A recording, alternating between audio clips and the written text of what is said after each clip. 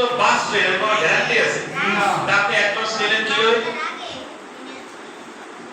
এটা ইসলামের আকীদা পরিপন্থী। এখন আপনি নামাজ পড়েন, হজ করেন, যাকাত দেন, তবলিগ জামাতের সময় দেন, মার্কাজে যান, এরপরে দরবারে যান, দরগাহে যান, আল্লাহর কাছে একটাও কবুল হবে না। কেন? তোমার অর্থ হলো হারাম, যা তুমি উপার্জন করতেছো, যা খাইতেছো তা হারাম, তুমি হারাম দিয়ে পেট বোঝাই করতেছো, এর কোনো ইবাদত আল্লাহর কাছে পৌঁছবে না। এটার নাম হলো শিরক। এখন এই বাস্তব কথাগুলি লোকেরা শুনতেও চায় না, বুঝতেও চায় না। এরা একটু কানে হাত দিয়ে ওয়াজ করবে, ইয়া নবী সালামু আলাইকা বলবে, এবারে ভেটবাগারও ঠিকঠাক মতো দেবেন, কারণ উনি তো আপনাকে এই দোষগুলি বলতে দেবে না। সেটা তো নবী মানে হলো আপনার এই দোষ মুক্ত হইতে হবে, তাই না? আপনার নবীর উম্মত হিসাবে আল্লাহ নবী আপনাকে পরিচয় দান করবে। কিয়ামতের ময়দানে তো কাপড় সারিয়ে দেখবে না যে আপনি মুসলমান না অমুসলমান। কিয়ামতের ময়দানে আপনার আমল দেখা হবে। রাসূল করিম সাল্লাল্লাহু আলাইহি সাল্লাম বলেছেন, ইন্নাল্লাহা লা ইয়ানজুরু ইলা সুওয়ারিকুম ওয়া আমওয়ালিকুম ওয়ালাকিন ইয়ানজুরু ইলা কুলুবিকুম ওয়া আমালাকুম। আল্লাহ রাসূল বলেছেন, নিশ্চয়ই আল্লাহ তাআলা তোমাদের চেহারা দেখবেন না, তোমাদের বংশাবলী দেখবেন না, তোমাদের জাত গোত্র দেখবেন না। আল্লাহ রাব্বুল আলামিন ময়দানে মাহশারে অনলি ফর তোমাদের আমল কেমন ছিল এবং তোমার হৃদয়গুলি কেমন ছিল, এই হৃদয়গুলি তিনি দেখবেন, আর আমাদের আমলগুলি তিনি দেখবেন। এই আমল সৃষ্টি করার জন্যই আল্লাহ রাসূলের সিরাত এটা আমাদেরকে অনুসরণ করতে হবে। সম্মানিত ভাইরা, আমি কিছু উদাহরণ দেই তাই আপনারা বুঝবেন। আমরা সবাই কালেমা পাঠ করছি না? রোজা রেখেছেন আপনারা সবাই নাকি? তো কথা বলতে হবে তো, আমরা কালেমা পাঠ করছি না সবাই? মুসলমান হয়েছি তো কালেমা করিয়া না, হরে কৃষ্ণ বলছি, লা ইলাহা ইল্লাল্লাহ মুহাম্মাদান এর তো করি নাই, করছি। এই যারা হিন্দু আমাদের সমাজে, ওদের ঠাকুর আছে না, ঠাকুর লা কাস্তে লা পরস্তে সিদ্ধাতে দেব, সিদ্ধাতে আল্লাহ ও সিদ্ধাতে মাদক। কাঠের মূর্তি, মাটির মূর্তি, পুতুল, এতে কোনো সিদ্ধি নাই। লা কাস্তে কাঠের মূর্তি, লা পরস্তে পাথরের মূর্তি, সিদ্ধাতে দেব, এই দেবতায় কোনো সিদ্ধি নাই। সিদ্ধাতে আল্লাহ, সিদ্ধি আছে আল্লাহ, আর সিদ্ধাতে মাদক, আর সিদ্ধি আছে মুহাম্মদ। এই ওদের কিতাবে আছে। অনির্বাণ তন্ত্র, অনির্বাণ তন্ত্র হলো গীতা, বেদ, উপনিষদ, পুরাণ। এই পুরাণ কিতাবের একটা পাঠ আছে অনির্বাণ তন্ত্র। সেই অনির্বাণ তন্ত্রের মধ্যে এই শ্লোক আছে। এইজন্য ওদের যারা ঠাকুর, ওদের যারা ঠাকুর গুরু, মরার সময় আমরা মুর্শিদকে তওবা পড়াইয়া দিই। এটা হলো মুসলমানদের রেওয়াজ। আর ওদের রেওয়াজ হলো যখন কেউ মৃত্যুমুখে পতিত হয়, তখন ওদের ঠাকুরদেরকে ডাকিয়ে নেওয়ার পরে ওদেরকে এটাকে বলা হয় জমদূত। জম বোঝেন তো? জম, এটা হিন্দি শব্দ। জমদূত মানে হলো আজরাইল। জমদূত আমাদের ভাষায় আজরাইল, যে জান কবজ করে, ওরা তারে কয় জমদূত।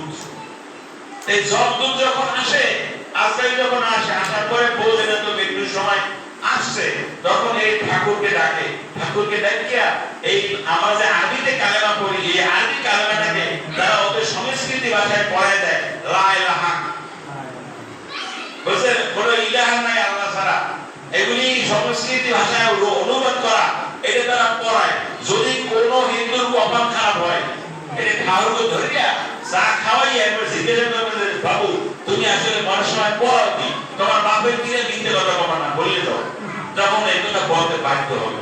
এটা ওদের কিতাবে আছে। তো এরপরে করে কি, যদি কোনো ঠাকুর ঘটনাচক্রে যদি কোনো লোক এরকম বাইসে যায়, ঠাকুর তাকে এই জমদূত আর পানি পড়াই ফেলেছে, মন্ত্র দিয়ে দিয়েছে, তালকি মন্ত্র দিয়ে দিয়েছে, কিন্তু কপাল খারাপ, এই বেটা মরে নাই। যদি কেউ বাইসে ওঠে, তাই এই বেটা দুর্ভোগ, এই বেটাকে আর ওই ঘরে রাখবে না। ঘরের বাগানে, বাড়ির মধ্যে ছোট একটা ঘর বানাইয়া ওখানে খাবার দাবার দেবে, কারণ সে তো মরতে যাইয়া মুসলমান হয়ে গেছে। এখন ঘরে উঠানো যাবে না। আমার কথা বুঝছেন আপনারা? এখন এইরকম কি মুসলমান হইলে হবে? কলেমা একদিন পড়ছে আর কলেমার খবর নাই। আরবি হরফ কয়টা? এই 29টা হরফ 2 প্রকার। কত হরফে নুক্তা আছে আর কত হরফে নুক্তা নাই। নুক্তা ছাড়া। নুক্তা হরফ কয়টা? 15টা। নুক্তা ছাড়া হরফ কয়টা? 14টা। এখন আরবিতে নুক্তা শব্দের অর্থ হলো দাগ, খুঁত, ত্রুটি, চিহ্ন। নুক্তা আরবি শব্দ নুক্তাতুন, আমি জানি অর্থ দাগ, খুঁত, ত্রুটি, চিহ্ন। এখন এই কালেমায় নুক্তা অক্ষর হলো 15টা, আর নুক্তা বিহীন, নুক্তা মুক্ত, নুক্তা ছাড়া অক্ষর হলো 14টা। এখন এই যে কালেমাটা এখানে লেখা আছে, আছে লেখা, দেখতে বড় নুক্তা অক্ষর মধ্যে আছে নাকি? একটা নুক্তা অক্ষর নাই, মানে কি এটা খুঁত মুক্ত, ত্রুটি মুক্ত, ভেজাল মুক্ত, চিহ্ন মুক্ত এখন আপনি খুঁত মুক্ত কালেমা পড়ার পর যদি আপনি খুঁতযুক্ত কথা বলেন, খুঁতযুক্ত ব্যবহার করেন, ত্রুটিযুক্ত আমল করেন, ব্যবসায় ত্রুটি দেন, কথায় ত্রুটি করেন, মাপে ভেজাল করেন, মাপে ত্রুটি দেন, তাহলে আপনার এই কালেমা কোনো কাজ করবে না। এটা ইনেক্টিভ। নেগেটিভের লাইন, পজিটিভ লাইন দুইটা দিলে ফ্যান চলে। একটা লাইন নিশ্চিন্ন হয়ে গেলে আর বাকি লাইনে কাজ করে না। অসল লাইন আছে, দেখতে আছে, ভাইকে ভালাইলো আর কাজ হইবে না। কারণ আপনি আকাম সারাদিন করেন আর লা ইলাহা ইল্লাল্লাহ, লা ইলাহা ইল্লাল্লাহ এরকম দিয়ে শরীরে ঘাম ঝরাই দিলে এতে আল্লাহর সঙ্গে কোনো লাইন তৈরি হবে না। কারণ লাইন একটা বিচ্ছিন্ন। কারণ আপনি একবার নাম কাজ করেন সারাদিন, কিন্তু কালেমা তো বলেন 2-4 বার একে পড়ে, এটার পরিমাণটা কম, এটার ওয়েট কম, এই জন্য এই কালেমা নিয়ে কাজ হবে না। একেবারে বাংলা কথা বুঝতে পারতেছেন? এই কারণে কালেমা পড়লে হবে না, এই কালেমা জীবনে আমল করতে হবে। আমল কি? আপনার কথা। আমাদের কথা বলি, এই কথা বলার শক্তি কে দান করছে আমাদেরকে? আল্লাহ। কোরআন শরীফে আল্লাহ কি বলছেন জানেন? কোরআন কারিমে আল্লাহ রাব্বুল আলামিন সূরা আহজাব, কোরআন কারিমে একটি সূরা আহজাব, এই সূরাটি হলো 22 পারার শেষের দিকে সূরা ইয়াসিনের আগে, সূরা ফাতিরের আগে সূরার নাম হলো সূরাতুল আহজাব। এই সূরা আহজাবের 73টি আয়াত আছে। এই 73টি আয়াতের 71 নম্বর আয়াত হলো ইয়া আইয়ুহাল্লাযীনা আমানু তাকুল্লাহ, হে ঈমানদারগণ তোমরা আল্লাহকে ভয় করো, আকুলু কাওলান সাদীদা, তোমরা সহজ সরল কথা বলো। তাহলে কথা বলার এই যে মুখ, এটা কে দান করছে? আল্লাহ। না আমার দাদাই উত্তরাধিকারী সূত্রে দিয়ে গেছে। তাহলে এই মুখ থেকে কোনো অহেতুক কথা বলা যাবে না, এই মুখ থেকে কোনো বাজে কথা বলা যাবে না। মুখের মধ্যে কোনো মেশিন আছে, আলাদা কোনো ডিভাইস তৈরি করা আছে? কিছু নাই, শুধু দুইটা ঠোঁট আর একটি জিহ্বা আছে। ঠোঁট দুটো বন্ধ করেন, জিহ্বা কথা বলতে পারবে না। জিহ্বা আটকাই দেন, ঠোঁট নাড়াচাড়া করে দেখেন কথা হয় নাকি? হয় না। কারণ এখানে আল্লাহ রাব্বুল আলামিন একটা অপরিসীম ক্ষমতা দান করেছেন। কথা আপনি বলেন কেন?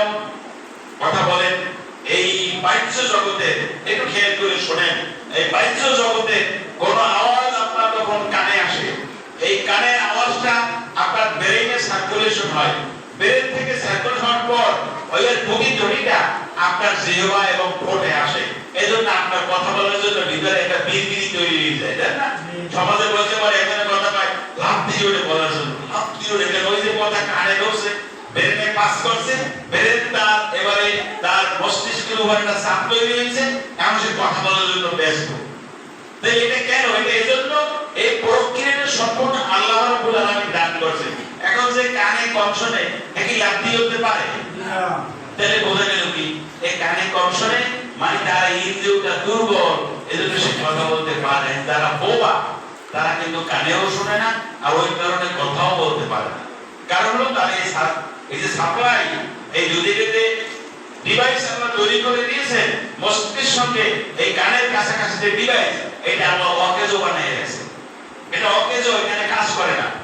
যদি এটা আধুনিক বিজ্ঞান এটা আবিষ্কার করতে সক্ষম হয়েছে, ছোট্ট একটা ডিভাইস আবিষ্কার করছে, এই চামড়া কাটতে কানের উপরে যদি সেট করে দেয়, তাহলে এই তার যে আওয়াজ, এই আওয়াজটা এটার মাধ্যমে ব্রেনে সাপ্লাই দেবে, ব্রেনে সাপ্লাই হলে পরে তার মুখও খুলে দেবে। এটা আধুনিক বিজ্ঞান আবিষ্কার করতে সক্ষম হয়েছে। তবে এর মূল্য অনেক বেশি, চড়া মূল্য। এর একটি ডিভাইসের বর্তমান বাজার রেট হলো মাত্র 30 লক্ষ টাকা। যারা আর্থিক